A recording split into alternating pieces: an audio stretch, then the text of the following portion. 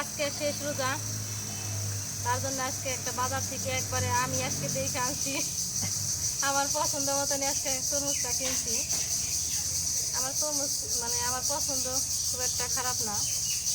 দেখেন একবারে লাল টকটকা, দামটাও নিচ্ছে। আজকে শেষ রমজান তো, এই জন্য তরমুজের দামটাও বেশি।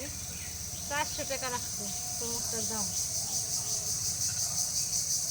রমজান মাস শেষ তো, এই জন্য আজকে বেশি দাম রাখছে।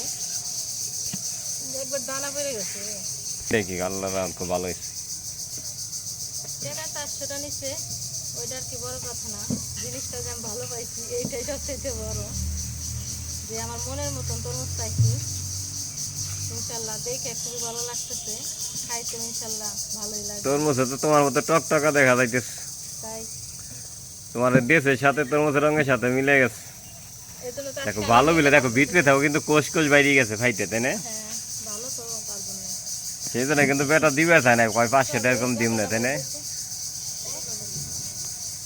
500 মানে 1 টাকা কমে দিব না। তুমি তো খালি কইছো 350 দিব, পরে তো বেটা 500 টাকা কমে দিব না। এই গত সপ্তাহে একটা তরমুজ আনছিলাম, কিন্তু তরমুজটা ভালো ছিল না। সেজন্য আজকে রোজনা সাথে গেছে বলতেছে আমি নিজে দেখে কিনুম। ও সেদিন ওর বাবার বাড়িতে একটা নিয়েছিল তরমুজ, সেটা বলে ভালো হয়েছিল। ছিল। সেজন্য আজকে ও নিজে দেখে আনছে তরমুজটা। মাশাআল্লাহ করে দানা আগাতে পিছন তরি কসকসা দানা পড়ে রয়েছে।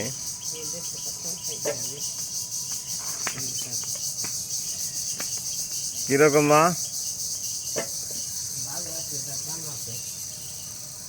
আসলে খাইতে মজা হয়েছে তরমুজটা। আর মা প্রথমে খাইয়ে বলতেছে দানা আছে ভালো, মায়ের পছন্দ, সব টাকা পয়সা পয়সা লেগে গেছে। তার কেমন লাগতেছে? ভালো। মজা না?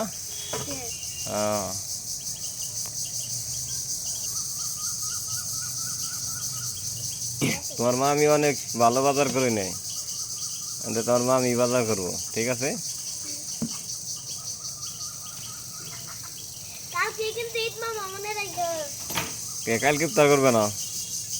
কালকে ঈদ না, আবার 1 বছর পর। আল্লাহ বাসায় ডাকলে আবার আগামী বছর। দেখছেন কি সুন্দর টক টক করতেছে এক করে। লাল টকটকা।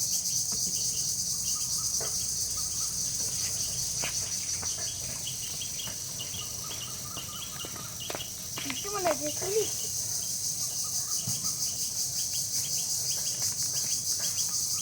বুড়ার শরবত খাবে, চুলা মুড়ি খেয়ে।